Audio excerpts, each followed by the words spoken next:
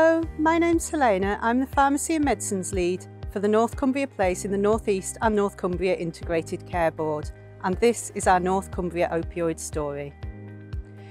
In 2018, a patient died partially due to a combination of high-dose and high-risk pain medicines. At the same time, we had a number of service changes to our pain and musculoskeletal services. We looked at our prescribing data and found that our prescribing of pain medicines, such as opioids and gabapentinoids, was very high. For these medicines, the risk of harm versus the benefit to an individual can be variable and balanced. There are higher risk doses and combinations that can affect people, and we found that clinicians and patients were not aware of the harms or the alternatives, so we got together around the table to do something about it. We pulled together as a team with a shared purpose to improve support amongst our wider healthcare teams for people living with chronic pain. Across organisations and disciplines, we took ownership of this common problem. Clinical teams, corporate teams and communication teams got together to share with the wider healthcare teams and the public. Our incremental changes that we made added up to a large change in support for people.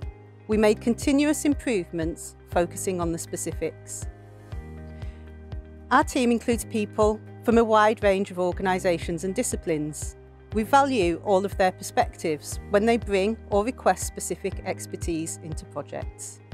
Hello, my name is Jane Carruthers. I'm the team lead for the Medicine Optimisation pharmacists working across North Cumbria ICB locality. So we cover all of the GP practices in North Cumbria.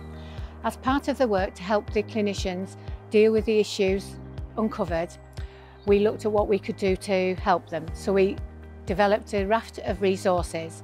So we now have a pain relief specialist pharmacist called Alison Hunter. She has developed a medicine optimisation opioid website which links the GPs to lots and lots of available information. As part of this, she has also developed mind maps for the PCNs, which takes them to all of the alternative agencies that can help.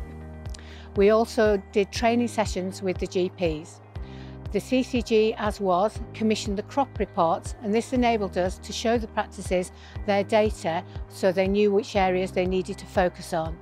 We link into the health pathways, which at a click directs the GPs on what to do.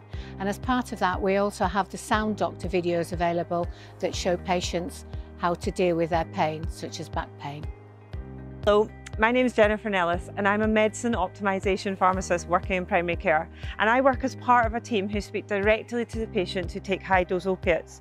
As you can imagine, some of those conversations can be very difficult, and it's hard for patients to understand that their opiate medication may not be working anymore, and that the risks and the side effects that patient experiences now outweighs the benefits of medication. So using the 3-talk model, we can really explore the options that patients may have. The team talk requires empathy, and patients really need you to listen and understand, and giving patients the time to tell their story is key to building trust. And I take the time to educate patients, talking them through the cycle of pain and how it's affected by mental and physical health. And in tandem, I talk through the cycle of self-care, empowering patients to identify tools that help them control their pain, such as breathing techniques or increasing activity levels. Option talk includes ensuring patients know what other support services are available, and in North Cumbria Place, the Carlisle Rural PCN are using their first contact physios to do an MSK assessment and giving advice to these patients, working together with ourselves, mental health practitioners, care coordinators and health and wellbeing coaches. And this work has been highlighted by the Academic Health Science Network as best practice. Sometimes a decision talk can take place long after the team and option talk, and it's during this talk that we use shared decision making, which brings together the expertise of the team and the patient's preferences, personal circumstances, goals, values and beliefs. And I encourage all my patients to be curious, not furious, about their pain. Hello, my name's Michelle. I'm a NENC Medicines Optimisation Pharmacy Technician. The workstream used data and intelligence from across systems, such as from safety meetings, which helps drive and focus our work, provide incentives and celebrate successes. I present and describe data to the group from different platforms, and I will now show you 3 examples of the data I present. Graph number 1, the high-dose opioid items as a percentage of regular opioids. North Cumbria data shows a percentage reduction over time. The national median line is where we would like to aim to work towards, since there is little evidence that opioids are helpful in long-term pain, and the risk of harm increases significantly without much increased risk of benefit. Number 2, the high dose opioids per 1,000 patients. Cumbria is reduced towards the national median, which on this indicator is a good place to be, as we want to ensure we are successfully managing patients' pain. Finally, graph number 3 highlights all the great work that is happening in North Cumbria primary care, showing a reduction of population percentage with opioids prescribed. The data is extracted as an audit straight from the practice systems by Cumbria Primis, and I share it quarterly with the practices, which was an action that came from attending the workstream group.